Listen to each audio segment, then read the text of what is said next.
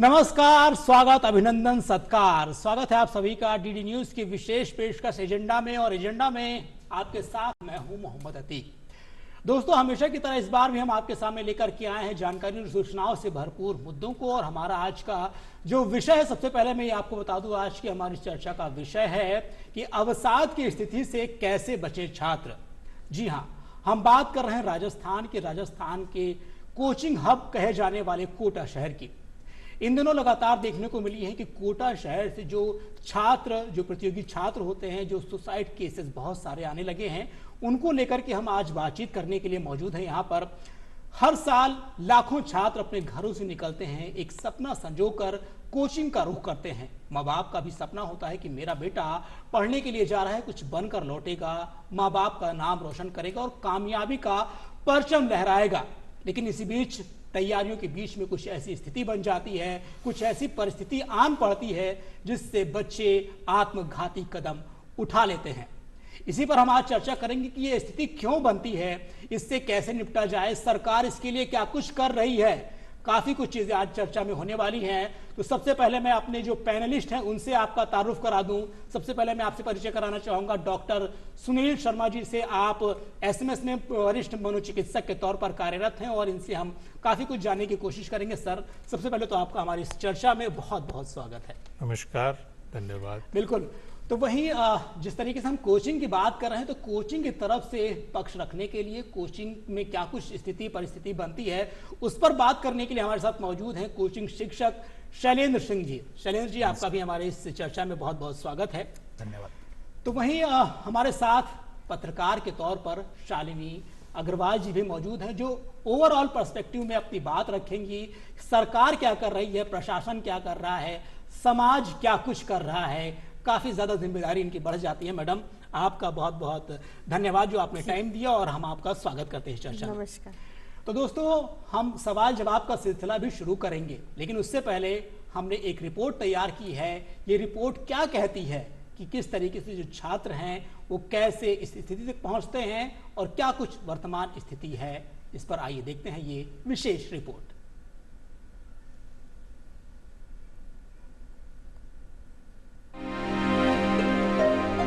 राजस्थान का कोटा शहर, जिसे भारत का कोचिंग हब कहा जाता है,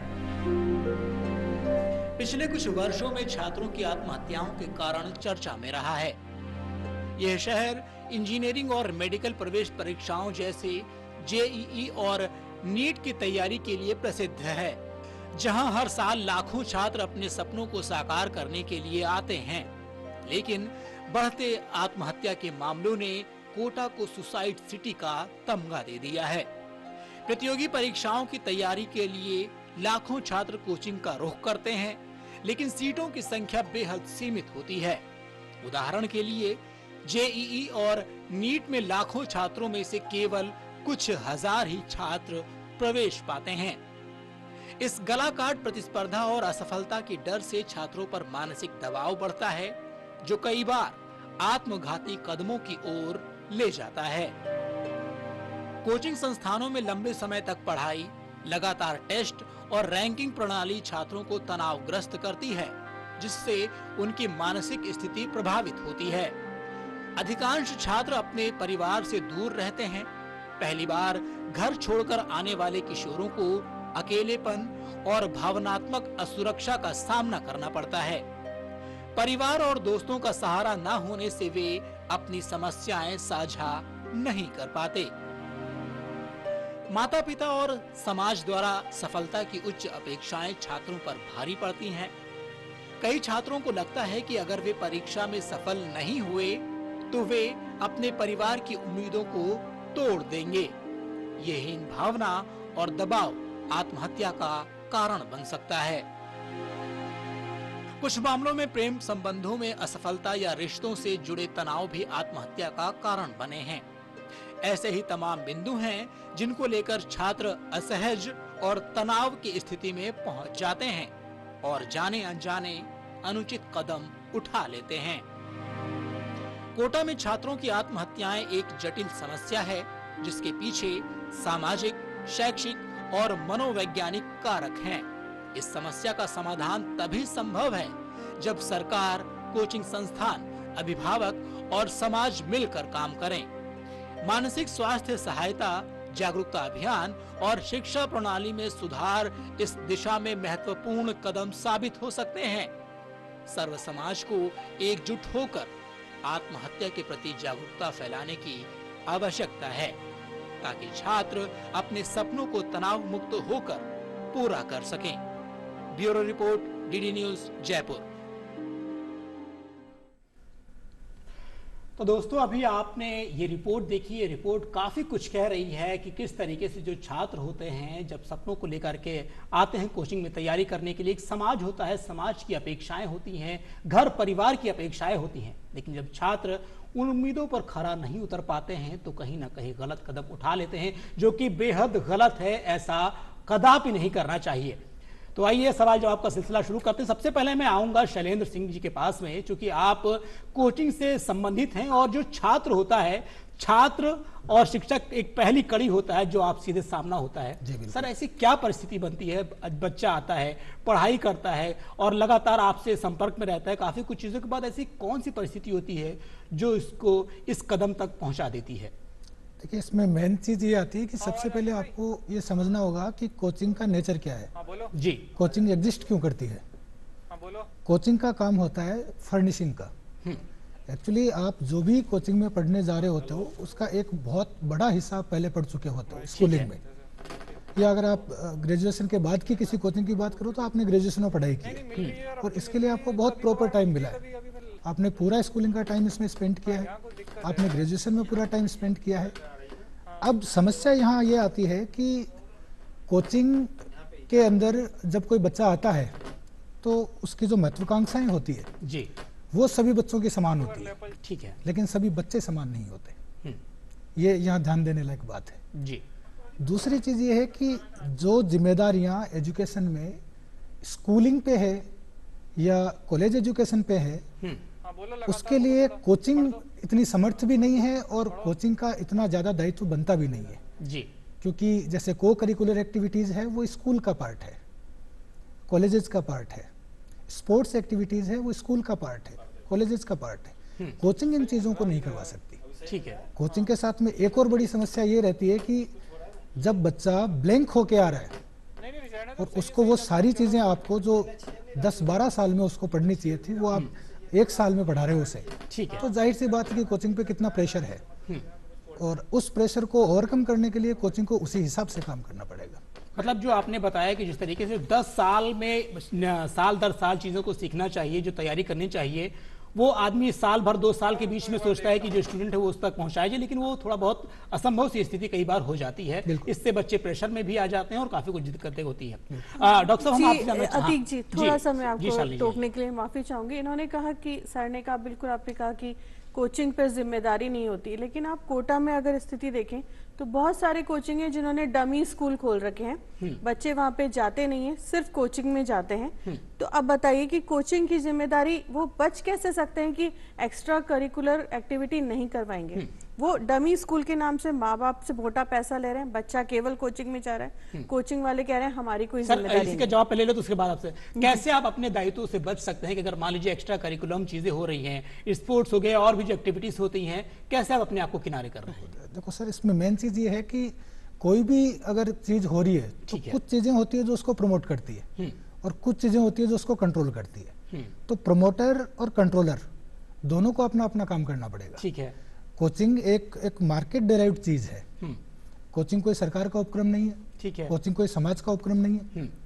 तो जो सामाजिक दायित्व और जो सरकारी दायित्व है वो सरकार को और समाज को निभाने चाहिए। ठीक है। तो मतलब आपकी एक बात तो मुझे बखूबी समझ में आई कि जो बच्चे होते हैं जब वो स्कूलिंग टाइम में होते हैं तभी से उनको शिक्षा देनी चाहिए कि जो स्टेप बाय स्टेप जो तैयारियां होती हैं वो करनी चाहिए, लेकिन जब एक साथ में एक बंच बन जाता है उसके बाद जब चीजें शुरू होती हैं तो कहीं ना कहीं वो टैकल नहीं कर पाते हैं, बच्चे उसको नहीं झेल पाते, अगर आसान भाषा में कही जाए, चीजें विकराल हो जाती हैं, ऐसी परिस्थिति बन जाती है। मैडम, अपनी बात कह रहे थे, मैंने बीच में आपको रोक दिया था, आप अपनी बात कंटिन्यू करें।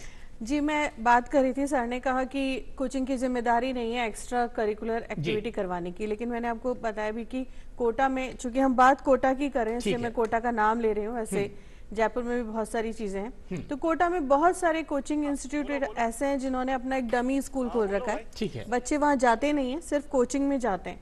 अब बताइए, जब बच्चा स्कूल में ही नहीं जा रहा तो एक्स्ट्रा करिकुलर एक्टिविटी की जो बात हो रही थी वो करवाने की जिम्मेदारी किसकी है? ठीक है। क्योंकि वो एक स्कूल के नाम से पेरेंट्स से पैसा ले रहे हैं, कोचिंग का भी और स्कूल का भी, और अपनी जिम्मेदारी से एकदम पल्ला झाड़ रहे हैं। तो वो मेरा एक सवाल था सर से कि कोचिंग कैसे पल्ला झाड़ मैडम सकता है? आपने सवाल खड़ा किया, जिस तरीके के बहुत सारे जो स्कूल होते हैं वो खोल के रखते हैं, लेकिन उस पर जो है कभी क्लासेस या फिर वहां पर उसकी एक्टिविटीज नहीं होती हैं।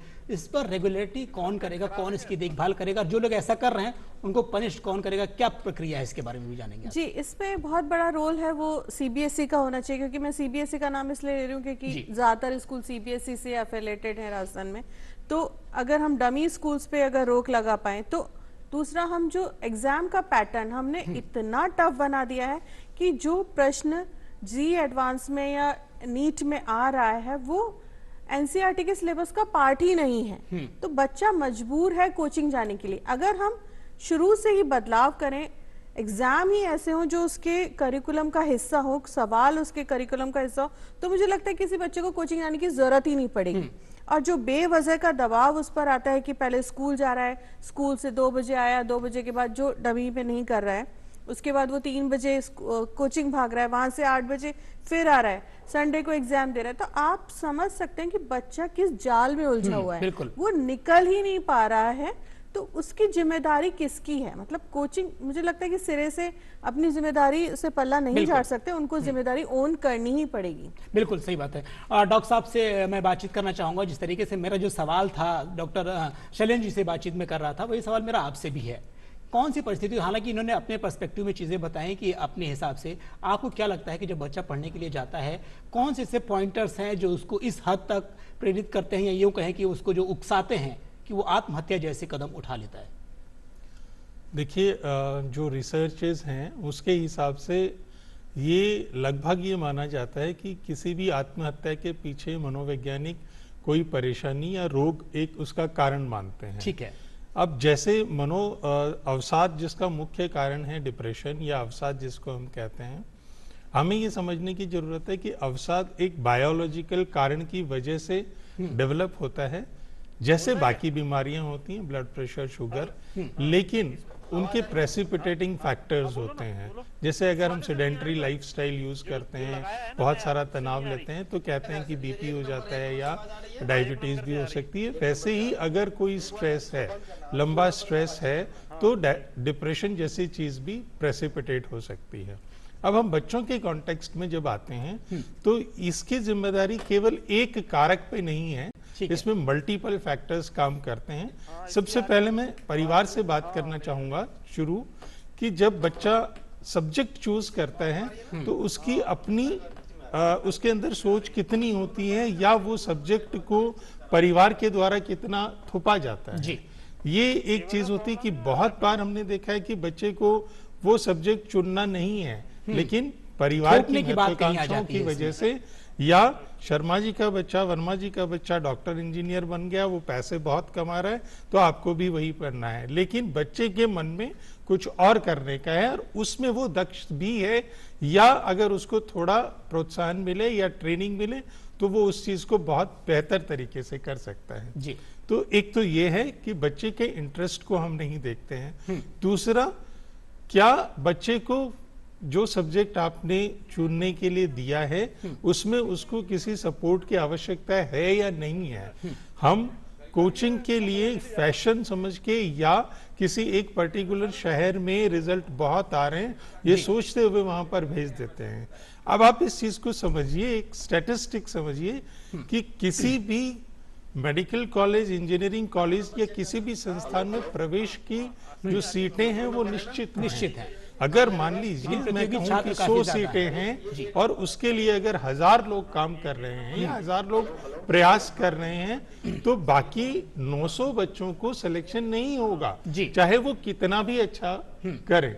तो हम परिवार में, जैसा मैडम ने बताया कि जब बच्चा ग्रो कर रहा है उस वक्त उसकी रेजिलियंस, फेलियर को हैंडल करने की क्षमता वो हम विकसित नहीं कर पाते हैं। और वहां जाने के बाद जो माहौल बनता है उस माहौल में बच्चा तनाव लेते लेते इस स्थिति तक पहुंच सकता है। डॉक्टर साहब की बात से मुझे एक बात काफ़ी बेहतरीन लगी, जिस तरीके से जो फैमिली होती है, जो माँ बाप होते हैं, बच्चों पर कई बार भार लाद देते हैं, यूँ कहें कि उन पर थोप देते हैं। एक फिल्म का जिक्र मुझे याद आ रहा है, आमिर खान की 3 इडियट्स आई थी, उसमें देखा जा रहा था कि जो सहस्त्रबुद्धे होते हैं, प्रोफेसर होते हैं, उनका बेटा होता है, वो बनना कुछ और चाहता है, लेकिन उसको इंजीनियरिंग बनाने के लिए उसको ज़्यादा प्रेशराइज करते हैं, जिसके बाद में वो सुसाइड कर लेता है। उसी पर पूरी फिल्म आधारित है। तो कहने का मतलब यही है कि अगर बच्चा जिसमें दिलचस्पी दिखाए, जिसमें इंटरेस्ट हो, पैशन हो, वही काम कराएं। पेरेंट्स से यही अपील है, जबरिया या जबरदस्ती कोई भी चीज़ ना थोपे। मैं शयन जी के पास आना चाहूँगा। सर, अभी हाल फिलहाल में नीट की परीक्षाएं हुई, उस टाइम पे एक सिलेबस होता है कि उसका दायरा होता है बायोलॉजी या इस तरीके से जो उसका सिलेबस होता है। इसमें यह भी देखा गया है कि इस बार फिजिक्स और मैथ के बहुत टफ क्वेश्चन भी आ गए, जिससे बच्चे बहुत परेशान रहे। बहुत सारी वीडियोस हैं, बहुत सारे इसमें जो है कमेंट भी आए कि ऐसा कैसे होता है, ये पेपर कैसे बनता है। क्या आपको लगता है कहीं ना कहीं इस स्थिति में जाने के लिए या थोड़ा बहुत स्ट्रेस में आने के लिए ऐसे जो निर्णय होते हैं वो भी ना कहीं जिम्मेदार होते हैं? देखिए सर, इसमें पेपर बनाना एक अलग इंस्टीट्यूशन का काम है, ठीक है, कोचिंग देना कोचिंग्स का काम है। ठीक है। तो कोचिंग को उसी अकॉर्डिंग चलना पड़ेगा जिस अकॉर्डिंग पेपर होगा। अगर पेपर ज़्यादा टफ होगा तो जाहिर सी बात है कि उसकी तैयारी भी ज़्यादा करनी पड़ेगी, उसके लिए ज़्यादा घंटे देने होंगे जी। जब आप ज़्यादा घंटे पढ़ाई करोगे तो ज़्यादा स्ट्रेस भी होगा। ठीक है, मतलब इसका जो दायरा होता है, कई बार जैसे जो सिलेक्शन कमेटी, पेपर बनाने वाली कमेटी अलग होती है, लेकिन जब इस तरह की परिस्थिति सामने आ जाती है कि भाई मैं तैयारी तो कर रहा था, मतलब इस दायरे की चीज़ें कहीं और से पूछ ली जाती है, उसमें बच्चे का ही नुकसान होता है ना, फिर चीज़ें गड़बड़ होती हैं। बहरहाल आपने अपनी बात कही। जिस तरीके से मैम आपके पास आ रहा हूँ मैं, कई बार जो फैमिलीज होती हैं, हर आदमी, जैसे इसमें गरीब तबके का भी होता है, अमीर लोग भी होते हैं, हर आदमी चाहता है कि बच्चा मेरा सक्सेसफुल हो, सबके एम होते हैं, और इतनी अपेक्षाएं बच्चे के ऊपर प्रेशर बना देती हैं। तो ऐसे में उन बच्चों को कैसे इससे निकलना चाहिए? कई बार कि जैसे अपेक्षा इतनी ज्यादा मेरे माँ बाप ने कर रखी है, समाज का सबसे बड़ा रोल होता है, घर वाले फिर भी एक बार अगर कुछ नहीं बोलते तो समाज की ज्यादा फिक्र सताती है। तो इन सब परिस्थितियों से कैसे एक बच्चा उभरे, कैसे इससे निपटे?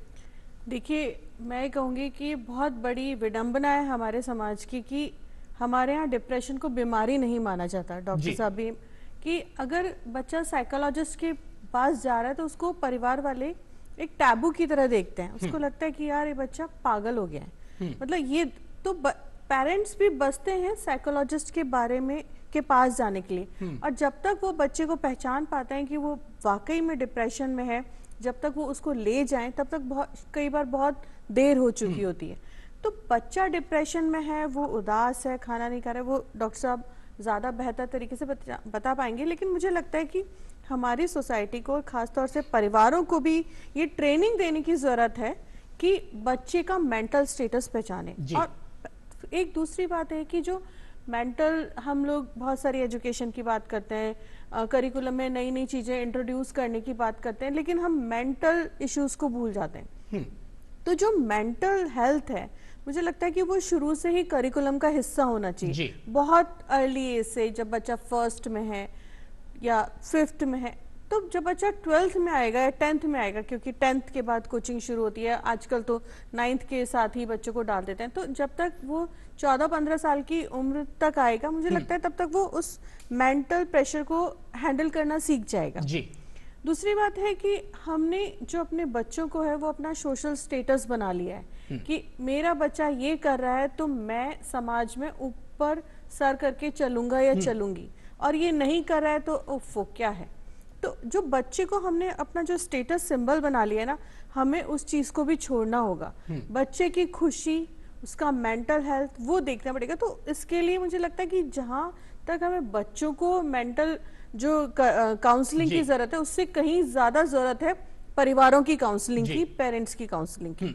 बिल्कुल। डॉक्टर साहब, जैसा भी मैडम ने बताया और आप भी कह रहे थे कि अपने यहाँ इस जो समाज है या अपने देश में अगर देखा जाए तो डिप्रेशन को बीमारी मानते ही नहीं है आमतौर पर। थोड़ी बहुत परेशानी होती है, कोई अगर थोड़ा शांत हो गया है तो बहुत ज़्यादा उसको नोटिस नहीं करते हैं। सबसे ज़्यादा सामना टीचर्स का होता है अपने छात्रों के साथ में। टीचर कैसे ये चीज़ पता लगाएं कि बच्चा मानसिक अवसाद में जी रहा है, डिप्रेशन में है? क्या कुछ उसकी एक्टिविटीज़ हो जाती हैं, क्या उसके हाव भाव हो जाते हैं, कैसे उसको पहचान कर, अगर पहचान करते फिर वो उस पर एक्शन ले या कार्रवाई करें, क्या आगे की प्रक्रिया रहेगी? सर, इसके बारे में। जी देखिए, आपने बहुत अच्छा प्रश्न पूछा है कि जब तक हम खुद इस चीज को नहीं जानेंगे कि किसी भी अवसाद के या किसी भी मानसिक तनाव से कोई व्यक्ति गुजर रहा है, खासकर बच्चा, तो हम उसको कैसे पहचाने, और ये पहला स्टेप है जिसमें हम उसकी मदद कर सकें। तो सबसे ज्यादा जो इम्पोर्टेंट है वो ये समझना है कि बच्चे का जो व्यवहार है उस व्यवहार में क्या तब्दीलियां आ रही हैं। तो जनरली देखने में आता है कि बच्चे का व्यवहार जो पहले व्यवहार है उससे वो चेंज होने लगता है, उसकी जो नींद है वो उसमें दिक्कत आने लगती है, यानी जनरली कम होने लगती है, नींद में डिस्टरबेंसेस होते हैं। कभी कभी उल्टा भी होता है कि बच्चा बहुत ज्यादा सोता है, फिर उसकी भूख में परिवर्तन आते हैं, बच्चा कम खाने लगता है, कभी कभार ऐसा भी होता है कि वो ज्यादा खाने लगता है। उसके अलावा उसके स्वभाव में चिड़चिड़ापन हो सकता है, या वो अपने आप को पूर्णतः विड्रॉ कर सकता है। विड्रॉ करने का मतलब उसको अब किसी चीजों से फर्क नहीं पड़ रहा है कि क्या चल रहा है क्या नहीं चल रहा है। जिन चीजों में पहले उसको इंटरेस्ट आता था उसका वहां से अब इंटरेस्ट खत्म हो गया। फॉर एग्जाम्पल कि उसको पहले खेलना पसंद था या मूवीज जाना पसंद था या दोस्तों के साथ जाना पसंद था, उन चीजों में अब उसका मन नहीं लग रहा है, यानी जो उसके इच्छा की चीजें थी उनमें भी मन नहीं लग रहा है। उसके अलावा उसकी जो बॉडी एनर्जी है वो बहुत कम हो गई है, किसी भी चीज में वो इनिशिएटिव नहीं ले रहा है, और कभी कभी वो आत्महत्या या खुद को खत्म करना या जिंदगी में नीरस हो जाना इस तरह की बातें भी करता है, और बातें करना भी कम कर देता है, लोगों से इंटरेक्ट करना कम कर देता है। तो ये कुछ लक्षण और आदतें हैं जिनमें परिवर्तन आने पे हमें एकदम से उसको सीरियसली लेना चाहिए। बहुत बार आपने जैसे कहा कि लोग उस पर ध्यान नहीं देते हैं कि अरे आजकल ये उदास रहने लगे, ठीक है, थोड़ा स्ट्रेस है, थोड़ा टेंशन है, लेकिन आप उसको समय दीजिए। आप उसको जजमेंट के साथ में अगर देखेंगे तो बच्चा आपसे दूरी बनाएगा, है ना। वो आपसे बातचीत करना चाहता है, अपनी बात को शेयर करना चाहता है, लेकिन अगर उसके मन में ये आ गया कि मेरे पिताजी, मेरे माताजी, मेरे घर वाले इस चीज को नहीं समझ पाएंगे, तो वो उसको बताता नहीं है, और वो एक ऐसे व्यक्ति की तलाश में खोया रहता है कि शायद कोई मुझे समझे, ऐसा व्यक्ति मुझे मिल जाए। तो ये बहुत जरूरी है कि हम बच्चे को बिना जजमेंटल एम्पैथी के साथ में सुने। बिल्कुल। शैलेंद्र जी, जो पॉइंटर्स अभी डॉक्टर साहब ने बताया है, मुझे लगता है आपके लिए बेहद जरूरी थे। अगर आपके सामने, हालांकि छात्रों से पहला सामना आपका ही होता है, क्या कभी ऐसी परिस्थिति आई कि आप उसको देख करके उसके हाव भाव या फेस एक्सप्रेशन से कैसे पता लगाते हैं कि बच्चा डिप्रेशन में, और अगर पता चल जाता है कि बच्चा डिप्रेशन में है, पहले जब आया था, फर्स्ट ईयर में जब था या 2-4 महीने पहले उसने ज्वाइन किया था, उसकी एक्टिविटी अलग थी एकदम, लेकिन डे बाय डे 2-3-4 महीने बाद उसकी जो है एक्टिविटी बदल गई है, उसके बात करने का नजरिया, तरीका बदल गया है, तो आप कैसे उसको टैकल करते हैं, कैसे उसको जो है काउंसलिंग करते हैं, क्या कुछ करते हैं, उसके बारे में बताइए। देखिए सर, एक तो पहले जो आपने क्वेश्चन पूछा था जी, मैं उसमें थोड़ा सा ऐड करना चाहूँगा। बिल्कुल, आ जाइए। एक्चुअली हमारे जो एग्जाम पैटर्न है वो मेरिटोक्रेसी के ऊपर बेस्ड है। ठीक है। मेरिटोक्रेसी और इनइक्वलिटी, ये दोनों चीजें पैरेलल चलती है। जब मेरिटोक्रेसी की बात होगी तो इनइक्वलिटी होगी ही होगी, मेरिटोक्रेसी सर्वाइव ही तभी कर पाएगी। तो ये एग्जाम पैटर्न ऐसा है, तो जब एग्जाम पैटर्न ऐसा है तो उस एग्जाम की तैयारी के लिए उसी पैटर्न के हिसाब से फॉलो किया जाएगा। अब मैं आता हूँ आपके दूसरे सवाल पे, जो आपने पूछा कि आप बच्चों में जो चेंजेस हैं उनको नोटिस कैसे करते हैं। तो बच्चों में बहुत सारे चेंजेस होते हैं और बहुत सारे रीजन होते हैं उनके। ये जरूरी नहीं है कि बच्चा पढ़ाई को लेके ही अवसाद में हो जी। एक तो मेन रीजन ये होता है कि एक 12वीं पास बच्चा जो पेरेंट्स के साथ रहा होता है, उसको अचानक से फ्रीडम मिलती है। वो एक नए शहर में जाता है जिसपे कोई आंख रखने वाला नहीं है, सही है, कोई जानने वाला नहीं है, बिल्कुल नए माहौल में आता है, और एक युवा खून है। ये उम्र ऐसी है जिसमें बहुत ज्यादा संवेदनाएं होती है, बहुत ज्यादा हार्मोनल चेंजेस होते हैं। बिल्कुल। तो इस एज के अंदर बहुत सारी ऐसी चीजें होती है, जैसे अपोजिट जेंडर का अट्रैक्शन है जी।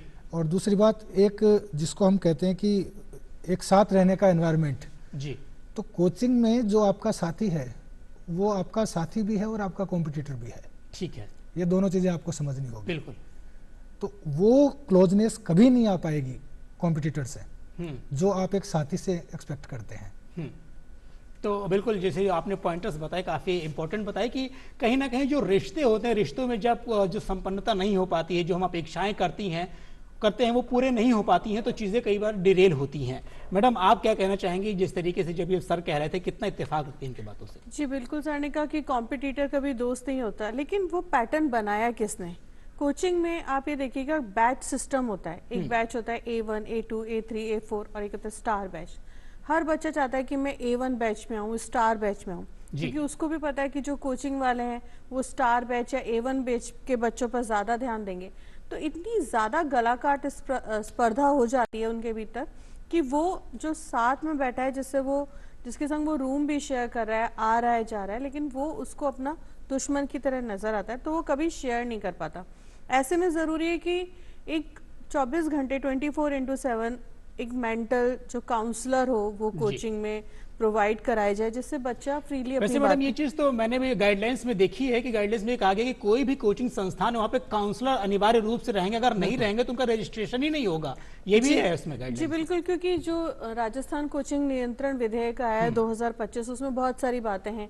वो पता होगा कि 50 से ज्यादा अगर बच्चे हैं तो रजिस्ट्रेशन कराना होगा, करियर काउंसलर रखना होगा, मेंटल हेल्थ काउंसलर रखना होगा, क्योंकि करियर काउंसलर भी बहुत जरूरी है, क्योंकि दबाव में आकर सब्जेक्ट तो ले लिया और पता चला कि हो नहीं रहा है, तो करियर काउंसलर उसको बता सकता है कि बच्चा तुम इसमें मत आओ और इसमें चले जाओ। क्योंकि आप ये देखिए, एग्जाम के पैटर्न की बात कही, नीट की परीक्षा की बात कही, भारत का नहीं दुनिया का सबसे बड़ा एग्जाम है ये। 23 लाख बच्चे जिसमें बैठ रहे हैं वो एग्जाम, उसमें आप सोचिए 23 लाख से ज्यादा बच्चे अगर किसी कुछ ही हजार सीटों के लिए लड़ रहे हैं, कॉम्पिटिट कर रहे हैं, तो जो कंपटीशन का लेवल है वो क्या होगा? तो उससे आप समझ सकते हैं कि बच्चे में किस तरह का स्ट्रेस है। उसमें अगर टीचर ध्यान नहीं दे रहे हैं, पेरेंट्स ध्यान नहीं दे रहे हैं, सोसाइटी ध्यान नहीं दे रही है, वो अपने आप को लोनली फील कर रहा है, तो वो एक गलत कदम की तरफ भी अपने आप चला जाता है। बिल्कुल, तो ये सब चीजें बिल्कुल।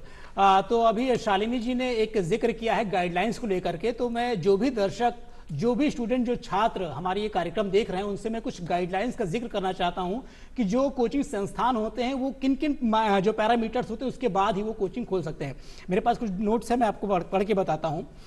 ट्यूटर्स ग्रेजुएट से कम योग्यता वाले नहीं होने चाहिए। अगर वो टीचर बन रहे हैं तो कम से कम उनकी मिनिमम योग्यता ग्रेजुएशन होनी चाहिए। अच्छे नंबर और रैंक की गारंटी नहीं देख सकते। कई बार जो कोचिंग संस्थान होते हैं बोलते हैं कि मैं इतने मार्क्स दिलवा दूंगा, ये करवा दूंगा, तो ये भ्रामक चीजें नहीं दिखानी चाहिए। 16 साल से कम उम्र के स्टूडेंट का इनरोलमेंट ही नहीं हो सकता है, यानी 16 साल कम से कम होनी चाहिए, और इनरोलमेंट सेकेंडरी स्कूल एग्जाम के बाद ही किया जाएगा।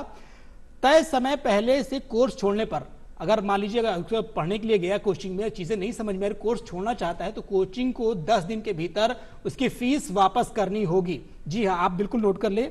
और इसके अलावा जो मॉरल क्राइम के दोषी फैकल्टीज हैं वो नहीं होने चाहिए। मतलब अगर किसी के ऊपर कोई आरोप या किसी तरीके से कोई मुकदमे या किसी का दोषी पाया गया है तो उसको फैकल्टी में शामिल नहीं किया जाएगा। इसके अलावा काउंसलिंग सिस्टम बगैर कोचिंग का रजिस्ट्रेशन ही नहीं होगा। जब तक काउंसलर नहीं होंगे, बच्चों से सीधा संवाद करने के लिए नहीं होंगे, तब तक रजिस्ट्रेशन ही नहीं होगा। और उसके अलावा वेबसाइट पर फैकल्टी की योग्यता कोर्स पूरा होने की अवधि तक होनी चाहिए। उसकी योग्यता क्या है, कोर्स पूरा होने की जो टाइम है उसका भी बताना पड़ेगा। और बच्चों के मेंटल स्ट्रेस पर ध्यान देना होगा। और इसके अलावा छात्र मुश्किल या तनाव में हो तो मदद के लिए सिस्टम बनाना होगा। कोचिंग सेंटर में साइकोलॉजी काउंसलिंग का चैनल हो, यह भी सुनिश्चित करना होगा।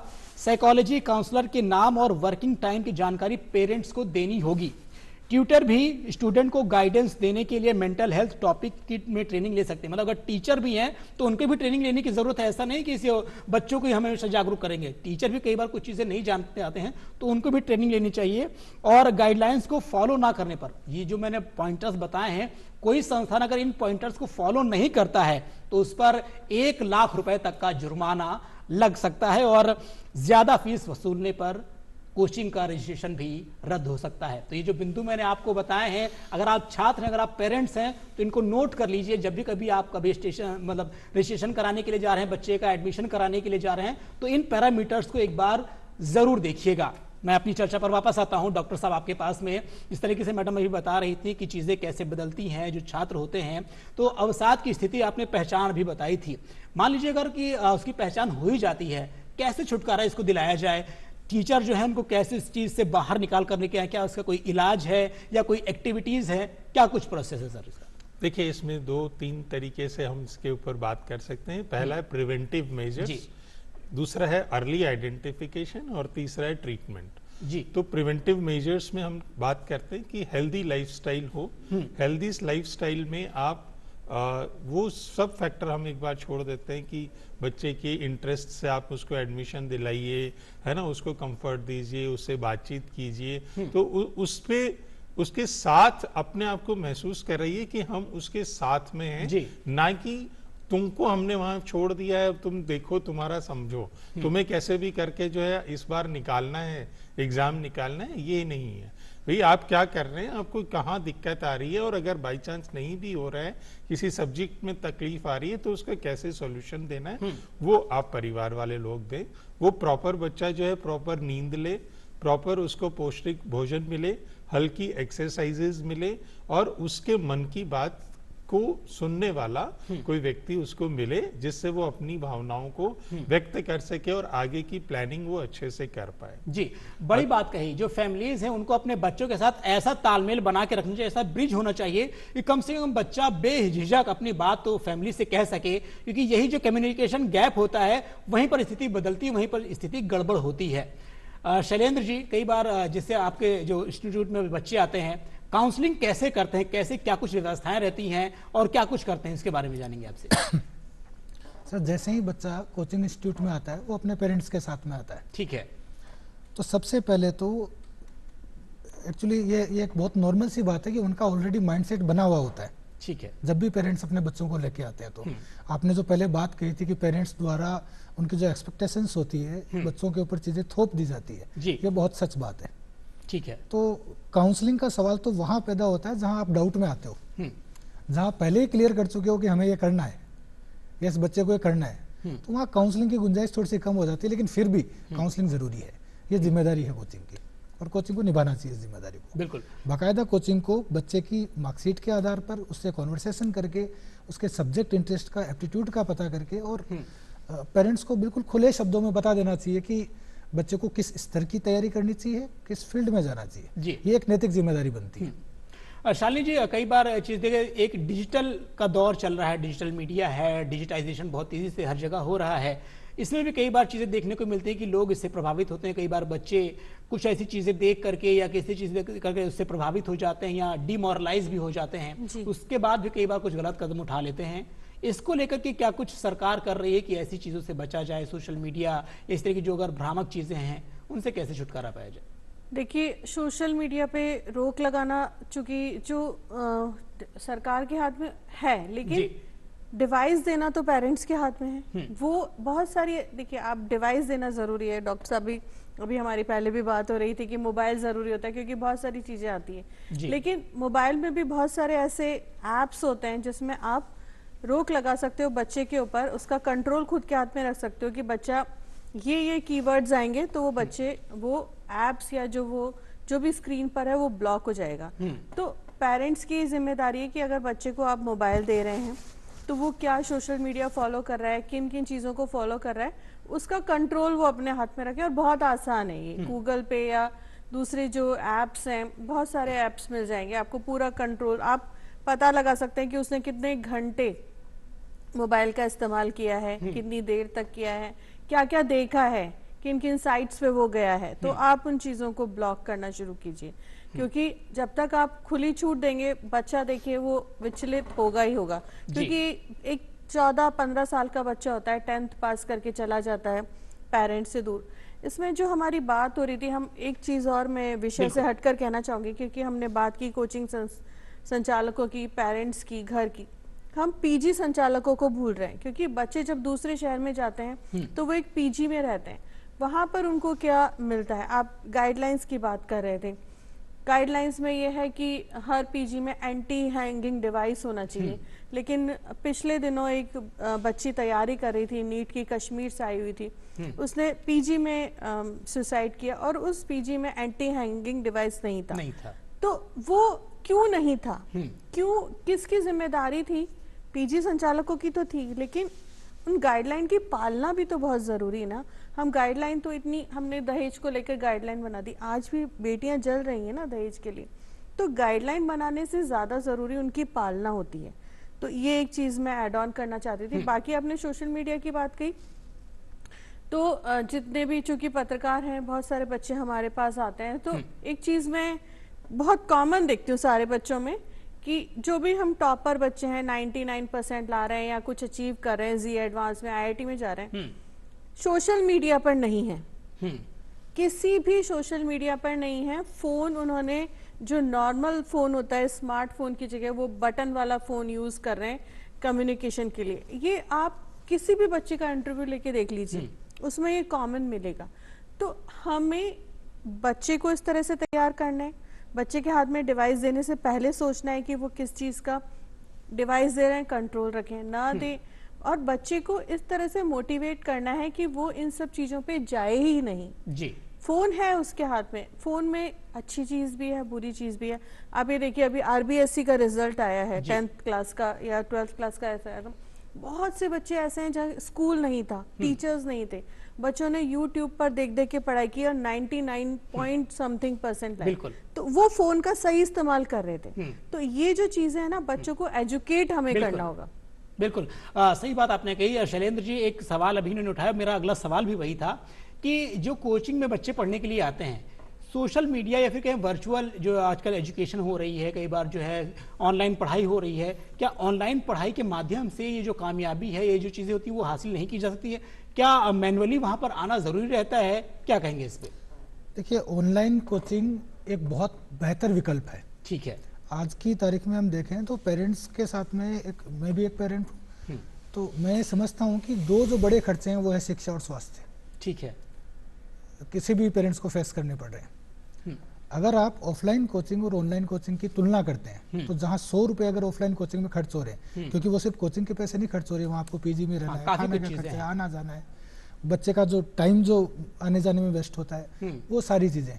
और सबसे बड़ी बात, पेरेंट्स बच्चे पे आंख नहीं रख पाते, नजर नहीं रख पाते, जो कि एक बहुत जरूरी चीज है। ऑनलाइन कोचिंग इन सब की भरपाई करता है।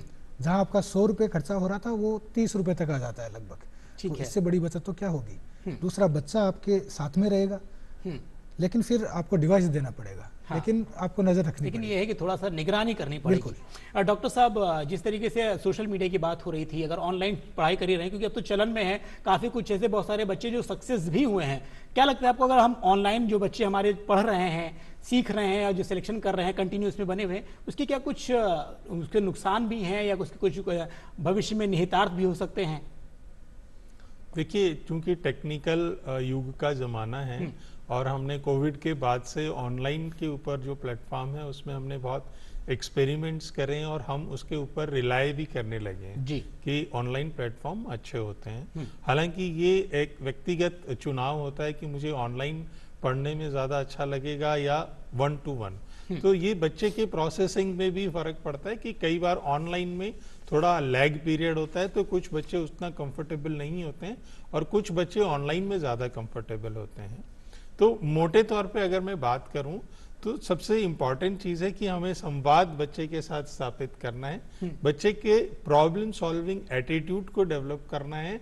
तीसरी चीज जो आती है उसका टाइम मैनेजमेंट, इन चीजों को हमें रखना है और उसके बाद जो उसका सक्सेस का प्रेशर है उसको बिल्कुल हटाना है। तभी हम बच्चे को कंफर्टेबल जो लर्निंग है या किसी कॉम्पिटिटिव एग्जाम में पार्टिसिपेट करने की जो फ्रीडम है वो उसको मिल पाएगी। जी शालिनी जी, हम थोड़ा सा अवेयरनेस पर भी बात कर लेते हैं। कई बार जैसे मुझे लगता है कि जब बच्चा पढ़ने के लिए जाता है तो सबसे पहले स्कूल में पहुंचता है। अगर स्कूलिंग से ही अगर हम बच्चे को थोड़ा सा जो मानसिक अवसाद होता है इससे कैसे बचा जाए, आने वाले समय में किन किन स्टेप पे उसको तैयारी करनी चाहिए, क्या आगे चल के तस्वीर बनेगी, जागरूकता को लेकर के स्कूलों में या क्या कुछ चीजें करनी चाहिए, कुछ सुझाव हो तो बताएं। अगर कुछ एक्टिविटीज हो रही है अगर धरातल पर आज की डेट में क्या कुछ हो रहे हैं उसके बारे में आप बताएं।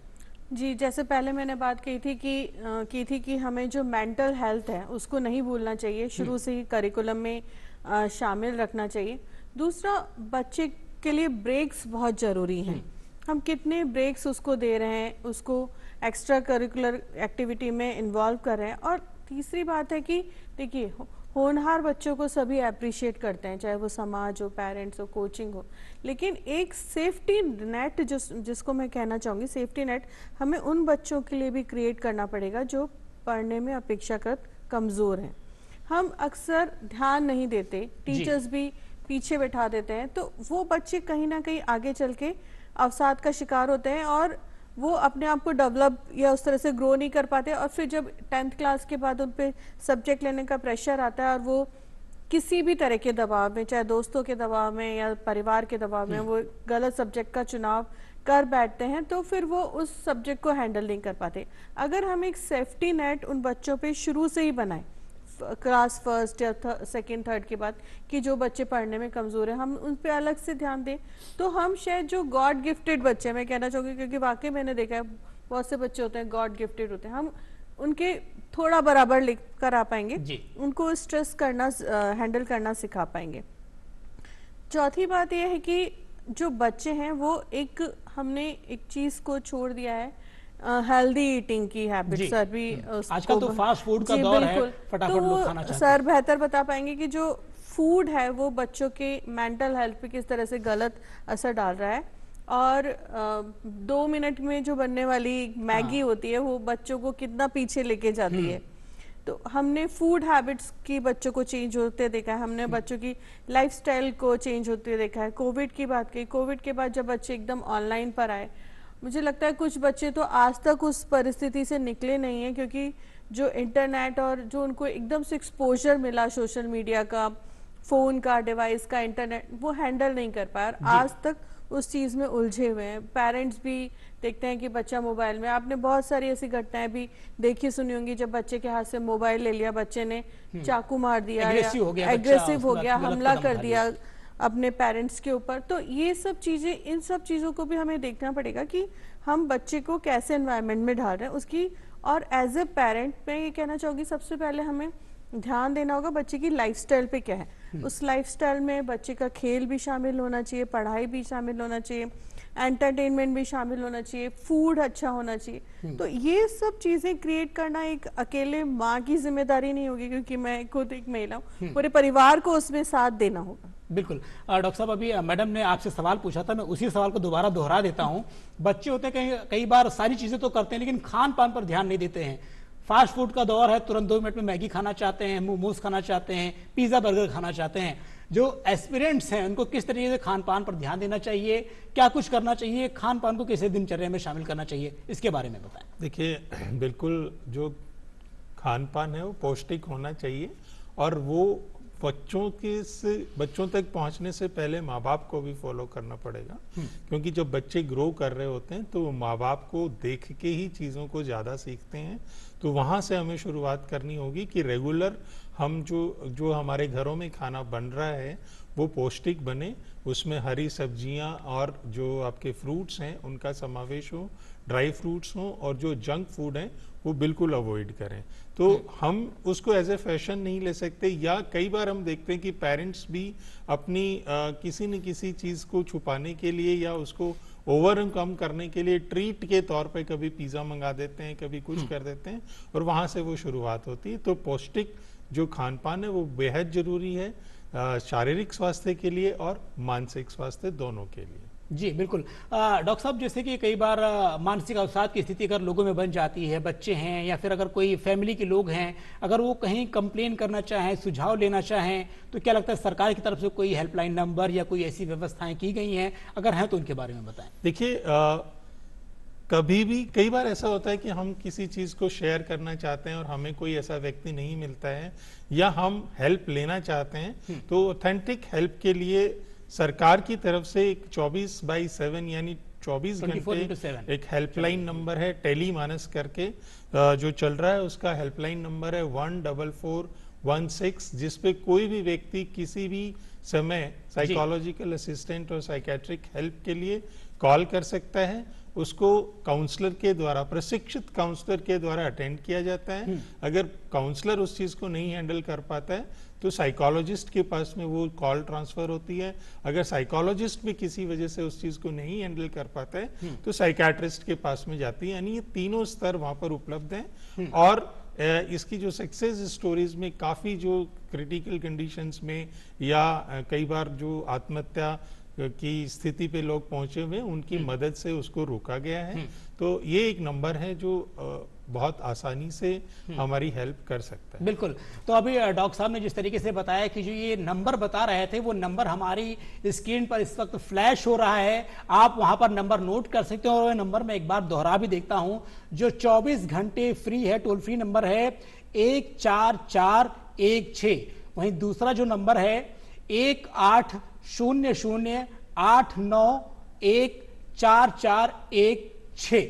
ये नंबर है। जब भी कभी आपको लगता है कभी मानसिक अवसाद या काउंसलर की जरूरत है, मनोचिकित्सक की जरूरत है, आप कभी चीजें नहीं अच्छी लग रही हैं, आपको लगता है कि हमारे साथ कुछ गलत हो सकता है, मैं गलत कदम उठा सकता हूं, बेझिझक इस नंबर पर कॉल करिए। अगर आप पेरेंट्स हैं तो आप भी इस नंबर को नोट करके रखिए, आप भी फोन करके काफी 3 लेयर में बताया डॉक्टर साहब ने किस तरीके से चीजें मदद की जाती है वो आपको प्रोवाइड कराई जाएंगी।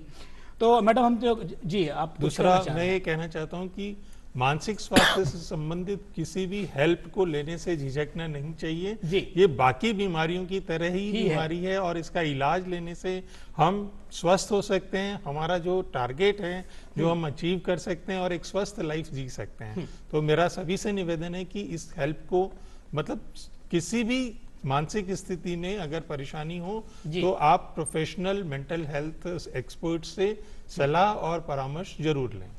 बिल्कुल। तो हम चर्चा कर रहे थे कि जिस तरीके से सुप्रीम कोर्ट भी आत्महत्या के मामले में काफी सक्रिय रहा है। अभी 23 मई की मैं बात कर रहा हूं, एक जो है फैसला दिया था उसमें ये कहा गया था कि जो राजस्थान के कोटा में जो ये सुसाइड केसेस हो रहे हैं उस पर काफी नाराजगी व्यक्त की है। ये भी कहा है कि ऐसे केसेस में एफआईआर तत्काल प्रभाव से लिखी जानी चाहिए और इस पे एसआईटी का गठन और टास्क फोर्स भी बनाने की बात कही गई है। तो मुझे लगता है ये भी काफी चीजें हैं। और ये भी मैं बता दूं कि मतलब इस साल की बात 2025 की मैं करूं तो तकरीबन 14 छात्रों ने सुसाइड अटेम्प्ट किया है और उनकी जो है सुसाइड हो किया उन्होंने। तो मैडम हम टास्क फोर्स की बात कर रहे थे, आपके पास ही आना चाहेंगे। टास्क फोर्स कैसे काम करेगा, क्या इसका रोल्स रिस्पॉन्सिबिलिटी रहेंगी, इसके बारे में थोड़ी सी जानकारी दें। जी, आपने कहा कि सुप्रीम कोर्ट ने टास्क फोर्स बनाया है, इसके अलावा जो गाइडलाइंस में है उसमें जिला स्तर पे एक समिति का भी गठन होगा। लेकिन टास्क फोर्स तभी काम कर पाएगी सही तरीके से जब कोचिंग उस चीज को माने, क्योंकि देखिए कोचिंग इंडस्ट्री इतनी बड़ी और इतनी फैली हुई है कि कोरोना में भी हमने देखा कि सुप्रीम कोर्ट भी बहुत ज़्यादा प्रभावित हुआ था जब स्कूल फीस ली गई थी और पेरेंट्स भी पहुंचे थे और स्कूल संचालक पहुंचे थे कि पूरी फीस नहीं दी जाए। जब पेरेंट्स की नौकरी चली गई तो फैसला था जो स्कूल संचालकों के हक में आया था। तो जो ये टास्क फोर्स बनी है बहुत अच्छी बात है गाइडलाइंस की तरह, और ये काम करे ये बहुत बड़ी बात है। लेकिन उससे पहले जो हर एक पीजी संचालक है उसका भी रजिस्ट्रेशन इसमें ज़रूरी होना चाहिए कि वो किस किस तरह से काम करेगा। तो मेरे ख्याल से टास्क फोर्स बना दी अच्छी बात है, लेकिन वो धरातल पे उतरे उसमें वो होना चाहिए। मैडम आप एक पत्रकार हैं, पत्रकारिता की हैसियत से यहाँ पर अपनी बात रख रही हैं। कई बार ऐसे केसेस आते हैं जब सुसाइड हो जाते हैं तो एक रिपोर्टिंग करने की बात आती है। रिपोर्टिंग को लेकर के जो जिम्मेदाराना रिपोर्टिंग कैसी होनी चाहिए, क्या कुछ उसकी गाइडलाइन होनी चाहिए, इसके बारे में मतलब क्या कुछ होना चाहिए? देखिए जो नाबालिग बच्चे होते हैं हम ना तो उसका फोटो छापते हैं, ना उसका नाम, और ना ही ऐसा कोई आइडेंटिफिकेशन कि वो पड़ोस में यहाँ रहता था जिससे किसी भी तरह से उसकी आइडेंटिटी उजागर हो। लेकिन हम लोग उस चीज़ को मुझे लगता है कि कई बार सेंसिटाइज कर देते हैं और हम फ्रंट, मुझे लगता है कि ये सब खबरें होती हैं वो अंदर के पेज पे जानी चाहिए, उनको बहुत ज़्यादा एग्जरगेट करके हमें नहीं दिखाना चाहिए क्योंकि दूसरे बच्चे उसको पढ़ते हैं, प्रभावित होते हैं। तो रिपोर्टिंग बहुत ही इसकी सेंसिटिव होनी चाहिए। और दूसरा ये बात है कि हम उसमें ज़बरदस्ती हमें घुसना नहीं चाहिए कि हम पेरेंट्स के इंटरव्यू ले रहे हैं, उनका दुख उजागर कर रहे हैं, वो बहुत दुखी हैं, उनके बच्चे ने सुसाइड किया और फिर भी हम सवाल उनसे पूछ रहे हैं, तो वो सब चीज़ें नहीं होनी चाहिए। हमें इस चीज़ को रिपोर्ट करने की आगे बहुत फ्रंट पेज पे बड़े बड़े अक्षरों में डालने की बजाय हम इसको अंदर लेके जाएं और हमारी पूरा जोर जो हो वो इस बात पे हो कि जो गाइडलाइन बनी है उसकी पालना हो और उससे संबंधित रिपोर्टिंग इन मामलों में ज्यादा होनी चाहिए। मैडम एक सवाल और भी इसी में ऐड करके मैं पूछ लेता हूं कि कई बार जब हम शहर में भ्रमण कर रहे होते हैं तो बड़ी बड़ी स्क्रीन पे कोचिंग संस्थानों के जो ऐड लगे होते हैं, कई बार भ्रामक खबरें भी उसमें होती हैं। एक ही बच्चा जो रहता है वो अलग अलग अखबारों में भी छप जाता है कि भाई हमारे यहाँ से कोचिंग की है और 4-5 प्लेटफॉर्म्स पे जाकर के वो बताता है कि हमारे यहाँ के बच्चा ये सिलेक्ट हुआ है। ये किन परिस्थितियों में चीजें ऐसी हो जाती है? अगर कोई भ्रामकता ऐसे फैला रहा है कोई कोचिंग संस्थान तो क्या कार्रवाई होनी चाहिए उसके ऊपर? ये अभी जो आपने राजस्थान कोचिंग नियंत्रण विधेयक 2025 के बारे में आप जिक्र कर रहे थे, उसमें एक ऐसी गाइडलाइन है कि कोचिंग जो है वो भ्रामक विज्ञापन नहीं देंगे। और जहां तक मैं भ्रामक विज्ञापन की जो बात आ रही है, एक हीरोइज्म क्रिएट कर देते हैं। जो बच्चा फर्स्ट आया है, जिसने IIT टॉप किया है, उनको बड़ी बड़ी गाड़ियां देते हैं, कैश प्राइज देते हैं, तो देखिए दूसरे बच्चे पे कितना दबाव पड़ेगा। तो उसको लगेगा मैं भी ऐसा करूं, मुझे भी हीरो का दर्जा मिले, तो वो भी एक स्ट्रेस का कारण होता है और डिप्रेशन में जाने का कारण होता है। तो कोचिंग जो ऐसी एक्टिविटी कर रहे हैं उस पर भी तुरंत रोक लगानी चाहिए। और जो बच्चों की फोटो छाप रहे हैं, उनको हीरो बना रहे हैं, ठीक है, बच्चे ने मेहनत की है, वो सिलेक्ट हुआ है, उसको एक बड़ा संस्थान मिला है, वो सारी बात सही है, लेकिन उसको हीरो की तरह बना के आपने पेश कर दिया, तो दूसरे बच्चे की मानसिकता पर आपने अपने आप दबाव क्रिएट कर दिया है। तो वो चीज तुरंत रुकनी चाहिए। और जो भ्रामक विज्ञापन की जो बात की, वो तो है ही गाइडलाइन में, उस पे जुर्माना भी है 2 लाख का, और उल्लंघन कर दूसरी बार करने पर 5 लाख का। तो ये सब शैलेंद्र जी, मेरा आपसे भी यही सवाल है कि कई बार जिस तरीके की भ्रामकता जो फैलती है, एक बच्चा होता है अगर वो एक संस्थान में पढ़ रहा होता है, लेकिन हम जब उसका सिलेक्शन होता है, वो अखबारों के माध्यम से वो 7-8 जो है अलग अलग संस्थानों में वो तुरंत बताता है कि हम वो दावा करने लगते हैं इस बच्चे ने मेरे यहाँ शिक्षा ग्रहण की है, इस बच्चे ने मेरे यहाँ पर टाइम दिया है, सारा कुछ। तो एक साथ 8-10 संस्थानों में बच्चा पढ़ करके कैसे सिलेक्ट हो सकता है? ये क्या थोड़ा सा इसकी केमिस्ट्री किस तरीके से हो जाती है, मैं आपसे जानना चाहूंगा। मुझे ऐसा लगता है कि मैं यहाँ कोचिंग के डिफेंडर की भूमिका में नहीं हूँ, ठीक है, रिप्रेजेंटेशन के तौर बिल्कुल, हाँ। तो ये बहुत सही बात है और बहुत धरातल की बात है। जो नया बिल आया है, इसके अंदर भी सरकार ने बात की है कि आप भ्रामक विज्ञापन नहीं करेंगे। ये वास्तव में बहुत अजीब सी बात है, लेकिन क्योंकि ये मार्केट ड्रिवन चीज है, कोचिंग एक आप कह सकते हो कि एक बिजनेस है, ठीक है। तो अलग अलग तरह के लोग होते हैं, सभी कोचिंग बराबर नहीं होती। और एक बिजनेस का जो अल्टीमेट एम होता है वो प्रॉफिट होता है जी, और उसके लिए फिर बिजनेस कहीं तक भी जाता है। ठीक है। तो सरकार को इसे रेगुलेट करने की जरूरत तो है। डॉक्टर सुनील, आपसे एक चीज जानना चाहूंगा कि ये जो करियर शब्द है ना, काफी भ्रामक मतलब कह सकते हैं या बहुत वर्सटाइल है। करियर शब्द जो होता है बच्चे को काफी ज्यादा मतलब चीजें में उसमें उलझा कर रखता है। अगर ये करियर शब्द ना होता तो आज से पहले भी बहुत सारे पीढ़ियां हमारी चलती चली आई हैं, नौकरियां जो अब से होने लगी हैं बहुत ज्यादा 40-50 साल से हम चीजें देख रहे हैं, तो उसके पहले भी लोग जीते थे। सिलेक्शन अगर नहीं हो रहा है बच्चे का, इसका मतलब जिंदगी खत्म नहीं हुई है। अभी आप ही लोग बता रहे थे कि 100 सीट्स होती हैं, 1000 लोग कॉम्पिटिट करते हैं, उसमें सिलेक्शन मात्र 100 लोगों का ही होता है, लेकिन जो 900 लोग बचे हुए हैं वो बेकार तो नहीं हुए हैं। तो ऐसे में उनको बेहतर करने की जरूरत है। तो ये करियर को लेकर जो बच्चों की मना स्थिति बन जाती है कि करियर सिर्फ नौकरी ही है, या जिसको मैंने टारगेट कर लिया वही मिलेगा तो करियर, उसके बाद फिर सब बेकार है, फेलियर है। ये इसके बारे में बताएं। देखिए, ये एक प्रोसेस है, कोई भी एग्जाम आपका लास्ट एग्जाम नहीं है। ठीक है। अगर आप किसी भी संस्थान में, मेडिकल में या इंजीनियरिंग में आप चले गए, उसका मतलब ये नहीं कि अब आपका करियर बन गया है और आगे आपका कुछ नहीं होगा। बहुत से लोग हैं जो विभिन्न अवस्थाओं में या विभिन्न स्टेजेस पे जाके अपना करियर यानी जो क्षेत्र है उस क्षेत्र को बदलते हैं, करियर बनता रहता है। ठीक है। तो कहने का मतलब ये है कि कोई ऐसा क्षेत्र, एक ही क्षेत्र में आपका करियर हो ये जरूरी नहीं है। आपको संभावनाएं देखते रहना पड़ता है और आपका इंटरेस्ट देखते रहना पड़ता है और उस क्षेत्र में आपको काम करते रहना चाहिए। तो अगर मैं यूं कहूं कि ये एक शुरुआत से लेके आखिर तक आपका एक जर्नी है और उस जर्नी में जो जो चीजें आपको हासिल होती जाती हैं आप उसको एंजॉय करिए, और जो स्ट्रगल है उसको डबल एंजॉय कीजिए कि आपको ये जो स्ट्रगल है उसमें मजा आ रहा है। तब आपको चीजें अगर कई बार नहीं भी मिलता है, क्योंकि फेलियर एंड सक्सेस दोनों साथ साथ चलते हैं। तो कभी हम फेल हो गए तो हम दोबारा उसके ऊपर से दोबारा तैयारी करें, दोबारा चीज हमको अपनी देखें कि कहाँ कमी है, उसको हम कर सकते हैं, दुरुस्त करें और फिर से मैदान में आए और फिर आगे बढ़े। बिल्कुल। तो अपनी इस चर्चा की हम अंतिम पड़ाव पर हैं और हम जल्दी से अपने जो पैनलिस्ट पे एक छोटा छोटा मैसेज लेना चाहेंगे कि मैडम आपके पास आ रहा हूं कि जो दर्शक, जो पेरेंट्स, जो स्टूडेंट, छात्र ये कार्यक्रम हमारा देख रहे हैं, क्या कुछ मैसेज देना चाहेंगे? बहुत शॉर्ट में आपसे जानना चाहूंगा। पेरेंट्स के लिए मैं कहना चाहूंगी कि अपने बच्चे के डिप्रेशन को पहचाने, डिप्रेशन को बीमारी माने, वो ये ना समझे कि, और दूसरा बच्चे की जो मैंने पहले भी कहा था, उसकी सक्सेस को अपना स्टेटस सिंबल ना बनाए, उसे बच्चे को बच्चा रहने दें। बिल्कुल। शैलेंद्र जी, आप चूंकि एक शिक्षक हैं, कोचिंग से जुड़े हुए हैं, बच्चों से ज्यादा सामना होता है, क्या कुछ बिंदु आप बताना चाहेंगे बच्चों को? मैं इसमें ये कहना चाहूँगा कि एक हमारी नहीं, हर जीव की एक बहुत बेसिक इंस्टिंक्ट होती है सर्वाइवल की। डार्विन कहता है कि फिटेस्ट सर्वाइव करेगा। ठीक है। अब इस चीज़ को हम दूसरे तरीके से देखते हैं कि जो सर्वाइव कर रहा है वो फिटेस्ट है। ठीक है।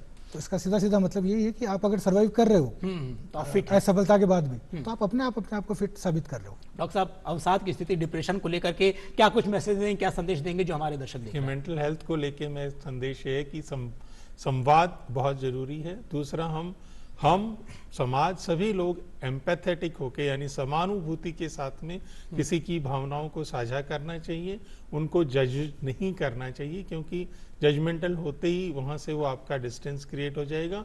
और मेंटल हेल्थ के लिए जो हेल्प अवेलेबल है, जो फैसिलिटीज अवेलेबल हैं, उनको अवेल करें। तो बिल्कुल जिस तरीके से जो हमारे पैनलिस्ट थे उन्होंने संदेश दे करके बताया कि किस तरीके से चीज़ों को टैकल करना चाहिए, और हम भी आपसे अपील करते हैं कि ये जो तैयारियां होती हैं, ये जो प्रतियोगी परीक्षाएं होती हैं, ये अंतिम नहीं होती हैं।